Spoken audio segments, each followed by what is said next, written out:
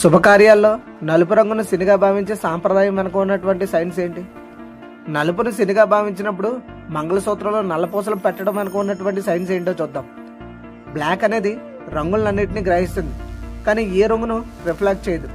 అంటే నలుపు అనేది అన్ని రకాల ఎనర్జీలను అబ్జర్వ్ చేసుకుంటుంది. శుభకార్యాల్లో మనం ఉత్సాహాన్ని, సంతోషాన్ని లాంటి పాజిటివ్ ఎనర్జీని పంచాలి. బ్లాక్ అని ధరించడం వల్ల ఉత్సాహాన్ని, సంతోషాన్ని లాంటి పాజిటివ్ ఎనర్జీలను ప్రసరింపచేయదనే ఉద్దేశంతో నలుపును శుభకార్యాల్లో ధరించకూడదు అంటారు.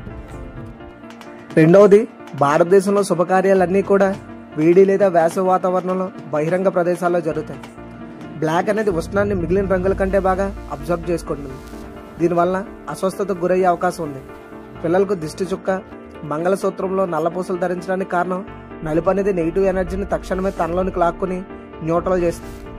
చిన్నపిల్లలపై పడే చెడు దృష్టి, దాంపత్య జీవితంపై పడే చెడు దృష్టిని రెండింటిని నలుపు గ్రహించి నాశనం చేస్తుంది. ఇలాంటి ఆచారాల వెనుక ఉన్నటువంటి సైన్స్ ఫ్యాక్ట్స్ తెలుసుకోవడానికి వెంటనే మన ఛానల్ని సబ్స్క్రైబ్ చేసుకోవడం మర్చిపోవద్దు.